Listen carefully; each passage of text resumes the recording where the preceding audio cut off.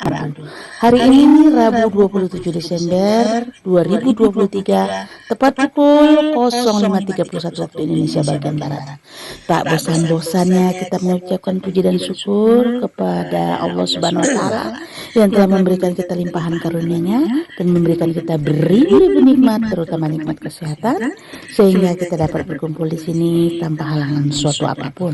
Amin Allahumma amin. Tidak lupa pula salawat dan salam tercurahkan kepada baginda Nabi besar kita Muhammad SAW beserta sahabat-sahabatnya dan keluarganya serta kaum muslimin dan musliman yang dirahmati Allah Subhanahu wa taala. Semoga kita semua mendapatkan syafaatnya dan mendapatkan petunjuk hingga hari kiamat nanti. Amin Allahumma amin. Terima kasih semuanya yang telah mengikuti Kultum pagi ini di Sahabat Kultum Insanis di frekuensi 141,640 MHz. Sebagai net control station adalah Bunda Titin Supartini, dan yang akan membacakan bacaan ayat suci Al-Quran beserta artinya adalah Teh Iteng ya, atau Mami Wulan ya. Ya, mungkin saya kurang terkopi tadi ya. Maaf ya kalau salah. Ya, di frekuensi 141,640 MHz dan di Charlie Hotel 024 Nada dan Dakwah. Salam silaturahmi dari Sumatera Utara. Saya Reti Nasution mengucapkan jazakumullah khairan qasiran.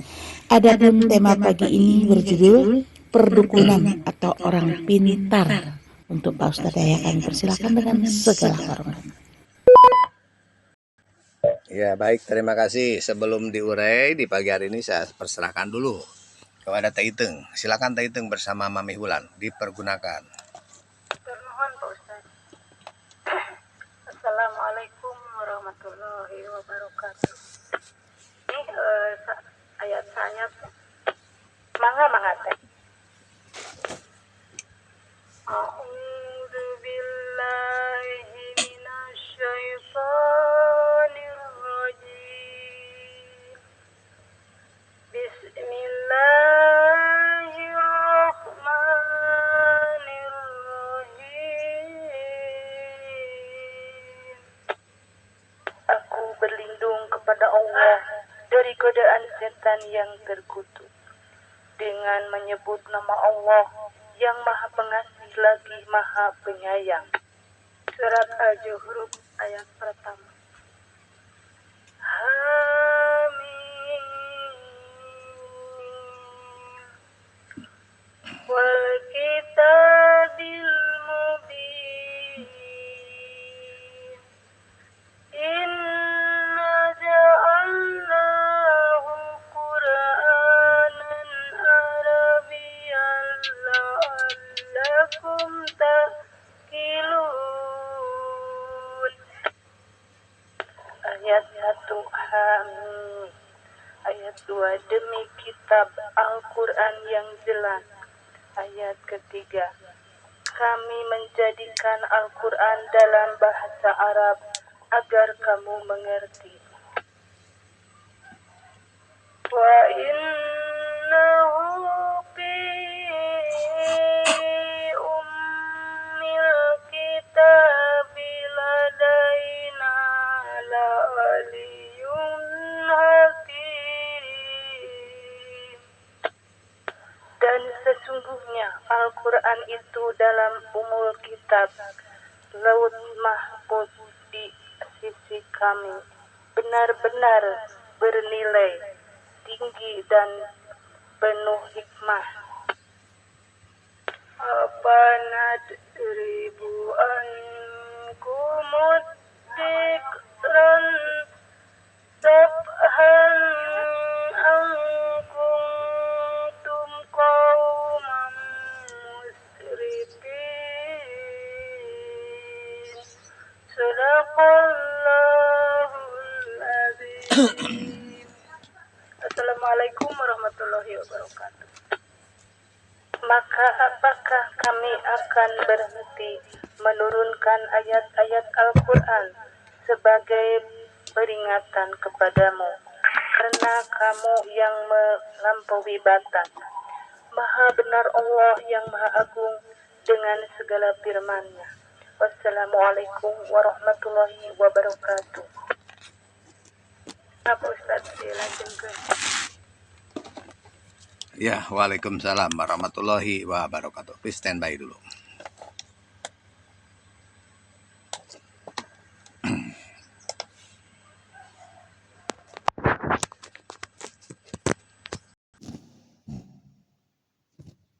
A'udzu billahi minasyaitonir rajim. Bismillahirrahmanirrahim.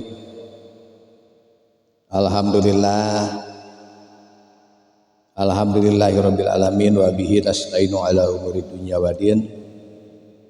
Wassalatu wassalamu ala asrofil anbiya wal mursalin. Wa ya ibadallah ittaqullaha haqqa tuqatih wa la tamutunna illa wa antum muslimun. Al-ayah. Pertama-tama mari kita panjatkan puja puji syukur kehadirat Allah Subhanahu wa taala. Alhamdulillahirabbil alamin atas izin Allah Subhanahu wa taala. Di pagi hari ini kita bisa berjumpa kembali, bisa silaturahmi di satu frekuensi, satu channel Nada dan Dakwah KA024 dan 14160 MHz. Di pagi hari ini saya sampaikan perdukunan atau orang pintar ya. Simak selanjutnya jamaah yang saya hormati. Jadi istilah orang pintar sering diberikan kepada para dukun atau paranormal ya. Mereka dijuluki sebagai orang pintar. Kenapa? Dianggap oleh sebagian masyarakat memiliki kelebihan yang luar biasa yang tidak dimiliki oleh umumnya orang jamaah, seperti kemampuan mantra yang bisa menyembuhkan orang sakit, mengetahui pencuri atau pelaku kriminal, meramal nasib seseorang, menaikkan atau melanggengkan pangkat, membuat orang cepat kaya, dan lain-lainnya lah. Mereka juga sering dianggap memiliki indera keenam karena kelebihannya itu jamaah, padahal belum tentu benar apa yang diperbuatnya itu. Nah, ini jamaah yang sama ya.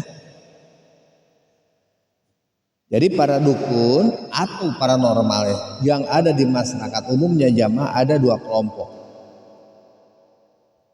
Pertama, kelompok dukun palsu yang hanya ingin mendapatkan sesuatu dengan mengelabui orang.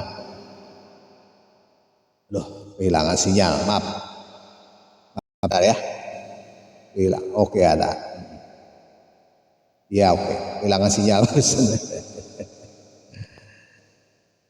Nah ini. Yang kedua jamaah yang saya hormati, kelompok paranormal yang sebenarnya yaitu mereka yang benar-benar bekerja sama dengan makhluk halus dari bangsa jin untuk membantu memenuhi keinginan seseorang. Begitu jamaah yang saya hormati. Akan tetapi apakah betul bahwa paranormal itu dengan mantranya dia mampu membantu orang untuk memenuhi keinginannya atau hasratnya? Pertanyaannya seperti itu jamaah. Jamaah yang saya hormati, di pagi hari ini paranormal kadang-kadang bisa membantu orang, kadang-kadang tidak. Karena jin yang membantu paranormal juga ini terbatas kemampuannya jamaah. Kadang-kadang bisa membantu, kadang-kadang tidak jamaah yang saya hormati. Ya, jin jamaah yang saya hormati kadang-kadang bisa mencuri berita dari langit dari Allah Subhanahu wa taala. Kemudian dia meneruskannya kepada para dukun. Begitu jamaah. Ya. Kadang-kadang tidak bisa dia karena dihantam oleh bintang-bintang pelempar. Ini seperti diberitakan dalam Al-Quran juga, surat jin jamaah yang saya hormati. Nanti Anda bisa menemukan surat jin ya di Quran ayat 8 dan 9. Baca di situ. Yang artinya jamaah yang saya hormati pada pagi hari ini, dan sesungguhnya kami para jin atau setan telah mencoba mengetahui atau rahasia langit, maka kami mendapatinya penuh dengan penjagaan yang kuat dan panah-panah api. Dan sesungguhnya kami dahulu dapat menduduki beberapa tempat di langit itu untuk mendengarkan jemaah yang saya hormati, mencuri dia berita-berita. Akan tetapi sekarang barang siapa yang mencoba mendengarkan seperti itu tentu akan menjumpai panah api yang mengintai ya untuk membakarnya. Nah, nanti Anda bisa mendengar, baca surat jin. Karena dukun itu disertai seperti jin itu jamaah. Nah karena itulah jamaah berita yang dibawa para dukun ini mengenai kesembuhan seseorang, nasib seseorang atau hal-hal yang lainnya kadang benar, kadang tidak. Bahkan banyak tidak benarnya jamaah yang saya hormati.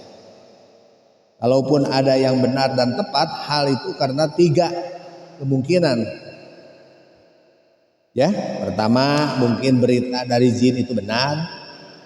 Kedua karena kebetulan saja, dan ketiga karena pengaruh sugesti. Misalnya orang yang sakit baru dipegang oleh dukun sudah langsung sembuh, padahal belum diobati atau diberi mantra. Sugesti. Nah, agama Islam, jamaah sahabat kultum insani melarang umatnya mendatangi dukun atau paranormal untuk meminta. Bentar ya.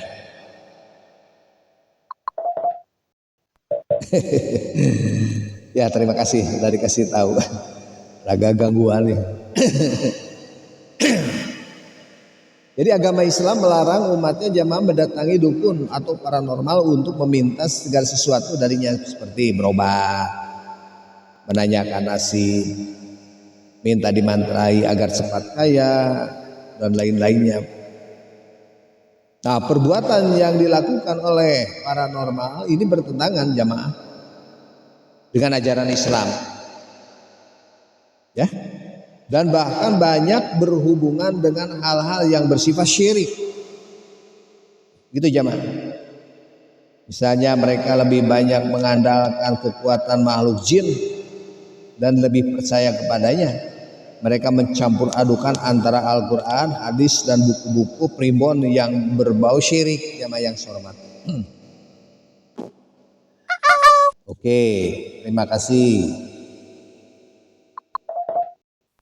Ya, jamaah yang saya hormati di pagi hari ini, walaupun demikian ternyata masih banyak umat Islam yang suka mendatangi paranormal atau dukun. Mau ngebangun rumah, mau nikahkan. Wah. Nah hal ini dapat kita lihat jamaah di dalam kehidupan masyarakat kita ini. Ada orang yang karena sakitnya tidak sembuh-sembuh, lalu dia datang ke paranormal. Ada yang karena usahanya gagal dan gagal terus, dia kemudian datang ke dukun untuk meminta mantra. Ada yang takut hartanya hilang, takut dicopot dari jabatannya yang basah. Oh, ada yang segera terpilih sekarang mau pemilu, dukun rame. Atau takut terancam jiwanya. Begitu jemaah. Dia lalu datang kepada paranormal untuk meminta mantra. Dan masih banyak lagi persoalan lain yang memaksa seseorang datang ke paranormal. Rame para dukun ayeuna teh jamaah didatangan. Nah yang demikian itu jamaah masih banyak terjadi. Dikarenakan apa? Hal-hal pertama, mereka tidak mengetahui bahwa datang ke paranormal atau dukun itu dilarang keras oleh ajaran Islam dan berdosa besar jamaah. Dia tidak pernah mendalami ajaran Islam sehingga dia buta terhadap ajaran tersebut. Nah karena tidak mengetahui ajaran Islam jamaah, mereka akhirnya bagaimana? Dia melakukanlah perbuatan yang berdosa besar seperti datanglah ke dukun itu. Begitu. Nah Allah Subhanahu wa Ta'ala jamaah yang saya hormati mengajurkan kepada hamba-hambanya agar mendalami ajaran Islam ini, sehingga dengan mendalami dia akan mengetahui bahwa mendatangi dukun itu termasuk perbuatan yang dilarang dan berdosa besar. Nah, makanya diajak ngaji ke saya. Tuh. Karena itu marilah kita kaji ajaran Islam secara luas, secara mendalam, agar akidah kita ini bersih dari noda-noda syiriknya. Geus teu meunang komo lamun datang. Kita lihat jamaah yang saya hormati, dalam salah satu hadis mengatakan pula, barang siapa datang kepada dukun paranormal menanyakan sesuatu dan kemudian dia percaya, maka sholatnya selama 40 hari tidak diterima oleh Allah Subhanahu wa taala. Itu sebab yang pertama jamaah. Sekarang sebab yang kedua yang menyebabkan seseorang suka mendatangi paranormal jamaah, ya karena tidak tahu. Kuat menghadapi cobaan, jamaah yang sama tidak kuat dia menghadapi cobaan atau penderitaan yang begitu lama.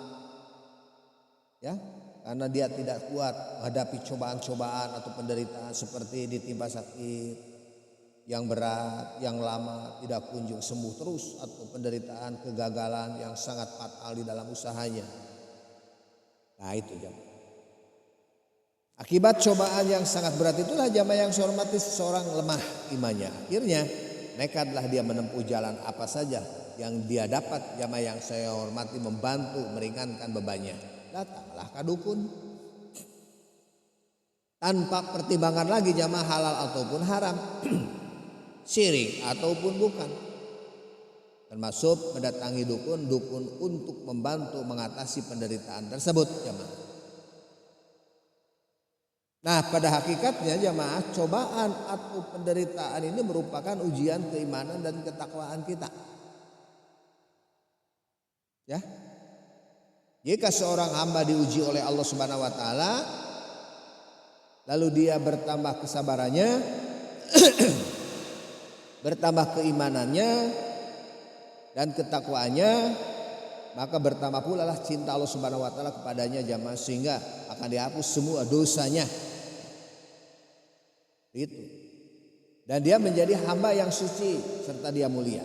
Nah inilah, karena tidak mungkin Allah Subhanahu wa taala memberikan ujian di luar batas kemampuan jamaah hambanya.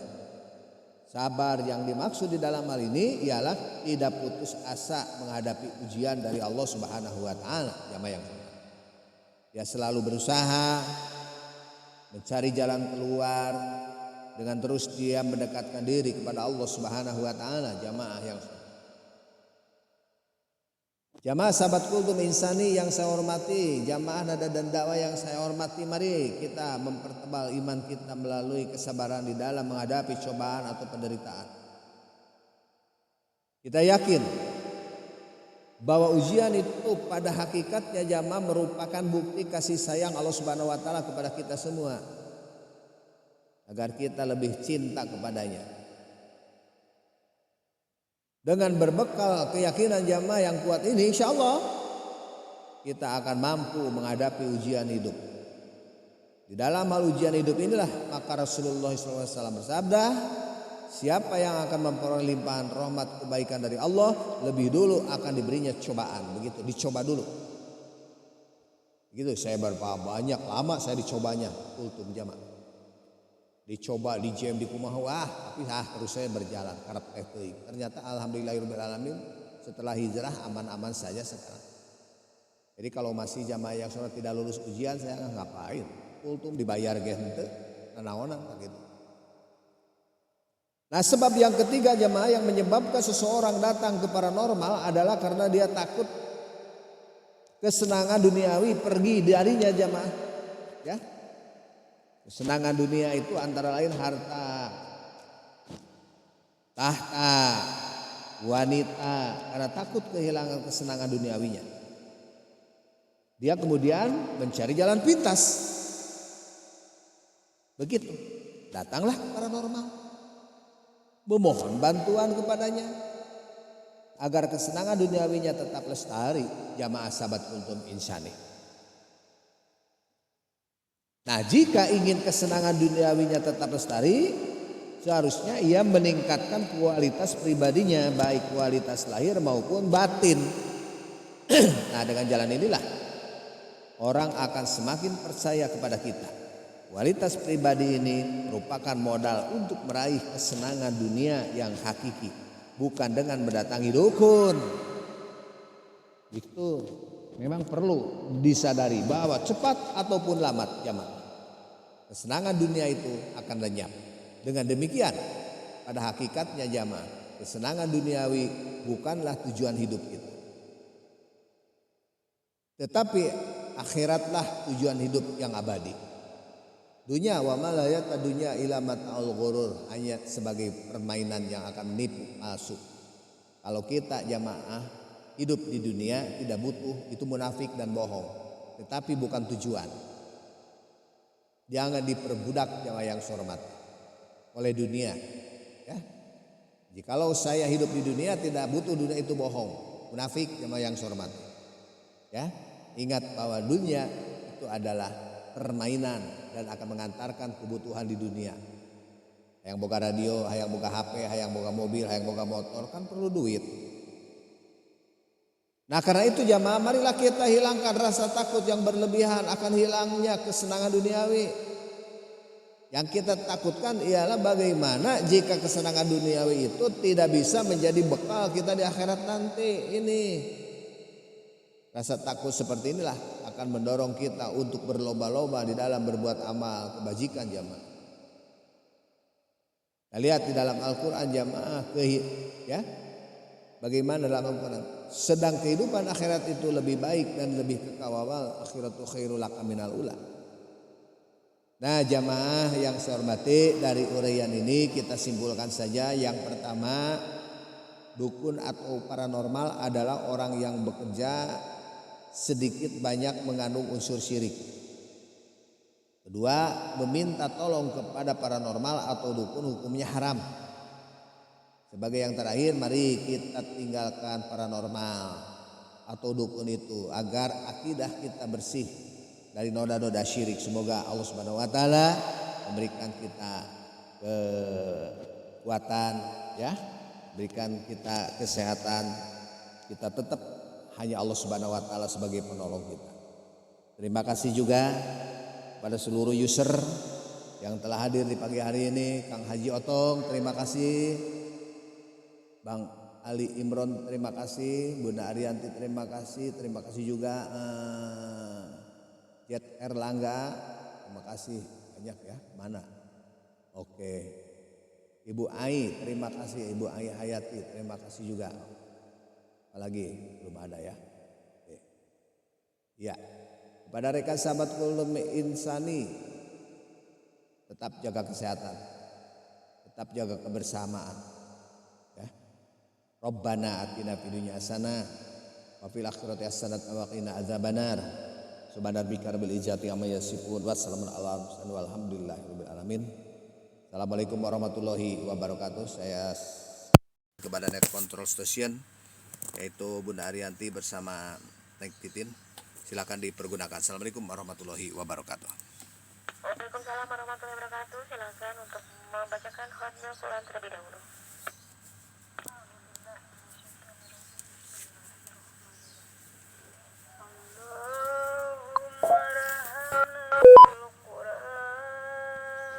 Masuk? Iya, alhamdulillahirabbil alamin. Waalaikumsalam warahmatullahi wabarakatuh. Alhamdulillahirrabbilalamin. Acara tausiah yang disampaikan oleh Pak Ustadz berjalan dengan baik dan lancar, walaupun ada tersendat-sendat sedikit. Mungkin insya Allah itu karena sinyal, iya kan? Iya, insya Allah kita mendapatkan keberkahan di dalamnya.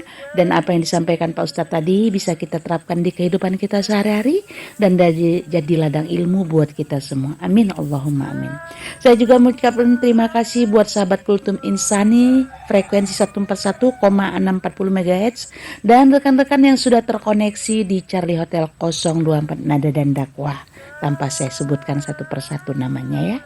Saya pribadi dan Pak Ustadz Yahya mohon maaf apabila dalam acara tausiah ini terdapat kesalahan ucap atau kekeliruan kami. Dan saya juga mengucapkan jazakumullah khairan qasyiron. Semoga para pendengar semuanya diberikan kesehatan, insya Allah diberikan keberkahan rezeki, rezeki yang barokah, berkecukupan dan berlimpah-limpah. Insya Allah juga diberikan keberkahan umur yang barokah dan bermanfaat buat siapa saja. Sehingga kita semuanya bisa melaksanakan aktivitasnya dengan baik dan sampai selesai pada waktunya. Ya, akhir kalam saya mengucapkan wabillahi taufiq wal hidayah. Assalamualaikum warahmatullahi wabarakatuh. Dipersilahkan yang mau pakai jalur ganti.